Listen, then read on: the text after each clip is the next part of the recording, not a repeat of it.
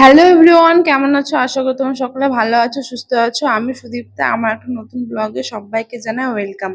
তো এখন মোটামুটি বাজে এই 2:30 বা 35-এর মতো। তো আমাদের ট্রেন ছিল 2:45-এ। তো আমরা যেহেতু স্টেশনের পাশেই থাকি, তো আমাদের খুব একটা মানে টোটো করে আসতে হয় না, 5 মিনিটে হেঁটে আসলেই চলে আসি। দেখো ট্রেনে ওঠা মাত্রই ট্রেন থেকে নেমেও গেছি, চলে এসেছি কাকদ্বীপ। তো এখান থেকে টোটোতে করে আমরা চলে গেলাম হচ্ছে, তো টোটোতে করে চলে এসেছি হচ্ছে ভেসেলের জন্য টিকিট কাটতে। তো টিকিট একদম মাস্ট, টিকিট লাগবেই। তো সেই ভেসেলের জন্য এখানে লাইন দিয়ে দাঁড়িয়েছিল সবাই, তো আমিও লাইন দিয়ে দাঁড়িয়েছিলাম। প্রথমে ফার্স্ট অফ অল আমি বুঝতেই পারিনি যে সবাই এত জোরে জোরে কেন হেঁটে হেঁটে যাচ্ছিল। তো আমার বড় আমাকে বলছিল তুমিও জোরে জোরে হেঁটে হেঁটে যাবে। তো আমি, সবাই হেঁটে হেঁটে যাচ্ছিল জোরে জোরে, আমিও জোরে জোরে হেঁটে হেঁটে যাচ্ছিলাম। আর একদিক থেকে যাবে, একদিক থেকে লোক আসবে, ওপার থেকে লোক যেহেতু আসলো ওরা এইদিকে যাচ্ছে। তো আমি গেলাম, তো গিয়ে তারপর বুঝতে পারলাম যে হচ্ছে ভেসেলের সিট। তো আমি বুঝতে পারিনি যে প্রথমে। তারপর এই যে আমরা মাঝামাঝিতে সিট পেয়েছি, আর এখন যেহেতু ভেসেল রওনাও দিয়ে দিয়েছে, আর এখন চলে এসেছি হচ্ছে সাগরের মাঝামাঝিতে। তো প্রথমেই বলি, এটা হচ্ছে আমার ফার্স্ট জার্নি বলতে পারো। আমি এরকম কোনোদিনও উঠিনি। আর জীবনে যদি সব থেকে ভয়ের কিছু থাকে সেটা হচ্ছে জল। আমি জলকে ভীষণ পরিমাণে ভয় পাই। মানে এই জলের ওপর দিয়ে যাওয়া মানে আমার কাছে একটা বিশাল বড় মানে কি বলবো, আমার কাছে বিশাল বড় ব্যাপার এটা। তো যাই হোক, ওঠার সময় প্রচুর পরিমাণে ভয় লাগছিল। আমার বরকে বলছিলাম অনেক কিছু, তো আমার বর বলছিল কিচ্ছু হবে না, বসে থাকো, চুপচাপ পার হয়ে যাবে, বুঝতেই পারবে না। তো আমরা যেহেতু মিডিলে বসছিলাম ওই জন্য কিছুই বুঝতে পারিনি, কিন্তু আমার প্রচুর পরিমাণে ভয় লাগছিল মানে ওঠার আগে। ওঠার সময় আর কি কিছুই মনে হলো না, বেশ আমরা আর কি পার হয়ে গেলাম। 40 মিনিটের মতো লাগছিল পার হতে, মানে সাগর পার হয়ে। আর দেখো সবাই, অনেকে বাইক টাইকও নিয়ে এসছে, বাইকও পার করে নিয়ে এসছে। আমরা যে ভেসেল থেকে নেমে আর কি ব্রিজটা পার করে চলে আসলাম আর কি এই রাস্তার দিকে আর কি, টোটোর জন্য। টোটো করে আবার আমাদেরকে যেতে হবে।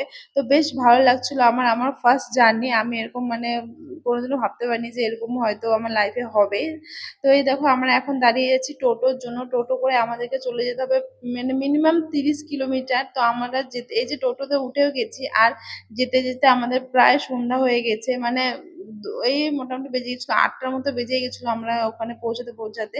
আর দেখো আমরা রুমে চলেও এসেছি। রুমটা ভীষণই সুন্দর, আমার খুব পছন্দ হয়েছে। মানে খুব একটা ক্লাসি একটা রুম ছিল, মানে দারুণ। মেয়ে তো এখানে মানে চুপচাপ শুয়ে পড়েছে আসা মাত্র। এত সুন্দর, এখানে একটা মিরর আছে। Good morning everyone. দেখো সকাল সকাল আমাদের গেস্ট হাউস থেকে তোমাদের বাইরের দৃশ্যটা দেখায়, ভীষণই সুন্দর।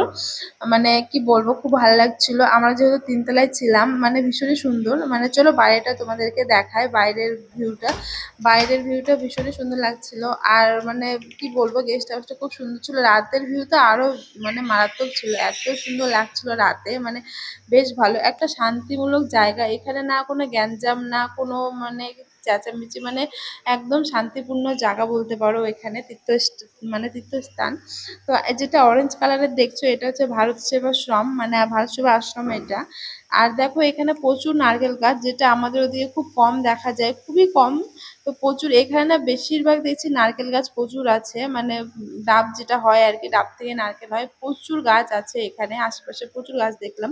তো দেখো মন্দিরটাও ভীষণ ভালো লাগছিল, বাইরের ভিউটাও খুব ভালো লাগছিল। কিন্তু কি বলো তো, এত বৃষ্টি পড়ছিল না, সকাল থেকে ঝমঝম ঝমঝম করে বৃষ্টি যে শুরু হয়ে গেছিল। মানে একসময় বৃষ্টি হয়ে আবার থেমে গেছিল, আবার হলো। কিন্তু আমরা যেহেতু সকালবেলায় আর কি স্নান করে আর কি পুজোটা দিব, ওই জন্য লেট না করে আমরা বেরিয়ে পড়লাম। তাও 8টা বেজেই গেছে বেরোতে বেরোতে।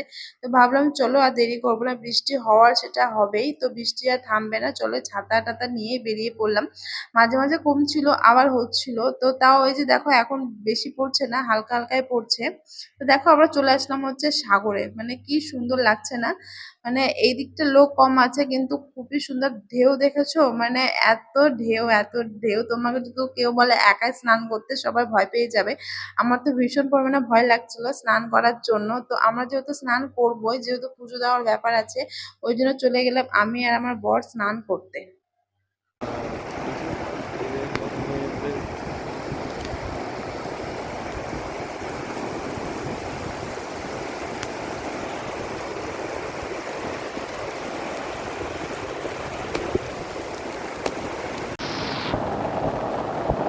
আর কি বলতো, বেশি ভেতরে গিয়ে স্নান করিনি, এত পরিমাণে ঢেউ হচ্ছিল আর প্রচুর বৃষ্টি চলে এসেছিল ঝমঝম করে। আর স্নান করার পরেও তোমাদেরকে দেখাচ্ছি বাইরেটা এত জোরে জোরে বৃষ্টি হচ্ছিল বলার মতো না। আর দেখো আমি এখানে কানের মালা সব খুলে দিয়েছি, ওটাই তোমাদেরকে দেখাচ্ছি, কারণ যখন স্নান করতে যাই তার আগে বলছিল হোটেল থেকেই আর কি এগুলো সব জুয়েলারি গুলো খুলে যেতে, তাই খুলেই আর কি গেলাম স্নান করতে। দেখো এখনো বৃষ্টি হয়েই যাচ্ছে ঝমঝম ঝমঝম করে, মানে কি বলবো, মানে যেহেতু পেছন থেকে এগুলো ভিডিও ক্লিপ নিয়েছি, সামনে থেকে নিলে এখানে হচ্ছে শিব ঠাকুরের মানে সুন্দর মূর্তি আছে, সামনে থেকে এত সুন্দর লাগছিল, কিন্তু কি করব এত বৃষ্টির কারণে আমি কোনো কিছু নিতে পারিনি, মানে প্রচুর পরিমাণে বৃষ্টি হচ্ছিল। তো ভাবলাম চলো বৃষ্টি যখন পড়ছে একটা টোটো ডেকেই আর কি চলে যাবো মন্দিরে। তো এখানে পুজোর সামগ্রীগুলো নেওয়ার জন্য এসেছিলাম। তো এখানে অনেক কয়টা দোকান আছে, সেখান থেকে নিলাম। আর এখানে শঙ্খ দেখছিলাম, শঙ্খর আওয়াজ করছিলাম, তো ভাবছিলাম শঙ্খটা নেবো, তো আমার যেহেতু আছে বাড়িতে তার জন্য আর নিলাম না। তো এখানে পুজোর সামগ্রীর জন্য সামগ্রীগুলো নিয়ে নিলাম, দুটো মানে ঝুড়ি নিয়ে নিলাম, 100 টাকা করে নিয়েছিল, একটা আমার হাজবেন্ডের জন্য আর একটা আমার জন্য। তো পুজো দিয়েই আর পুজো দেওয়ার জন্যই আর কি এখানে কি যেন গল্প করছিলাম, হয়তো কথা এখানে পুজোর সামগ্রী নেওয়া কমপ্লিট হয়ে গেছে আর টোটো নিয়ে যাচ্ছি মন্দিরের ভেতরে, নাহলে প্রচুর পরিমাণে বৃষ্টি হচ্ছে, ভিজে যাবো তাই। তো এখন বলে দিই, এখন যাচ্ছি হচ্ছে কপিল মুনির মন্দির। দেখো একদম মন প্রাণ সব জুড়িয়ে যাবে মন্দিরটা, দেখো একবার।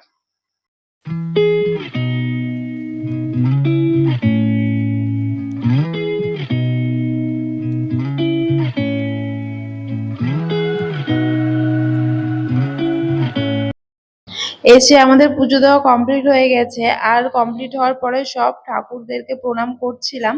আর প্রণাম করে আমি যেহেতু ওনাদের নাম জানি না, ওই জন্য উল্লেখ করে আর কি নাম বললাম না, সব হিন্দি দিয়ে নাম লেখা ছিল, যার কারণে আমি মানে হিন্দিটা অতটা বলতে পারি না তাই বলি না। আর ইনি হলেন কপিল মুনি মহারাজ। তো পুজো টুজো দিয়ে যে বাইরে বেরিয়ে যাব, আর বাইরে যে ধাগাটা ছিল, তো ওখানে বলছিল ঠাকুরমশাইরা যারা ছিল মনের আশা পূর্ণ হয়। তো সেই কারণে আমি বৃষ্টি হচ্ছে ঝমঝম করে, তাও আমি চলে গেলাম আর কি ধাগাটা বাঁধার জন্য। তো যাই হোক পুজোটা খুব ভালোভাবে সম্পূর্ণ করে দিলাম। তো আমরা যেই টাইমে গেছিলাম বেশ ফাঁকা ছিল, আর তার মধ্যে এত বৃষ্টি হচ্ছিল ওই জন্য হয়তো ফাঁকাই ছিল, কেউ আসেনি।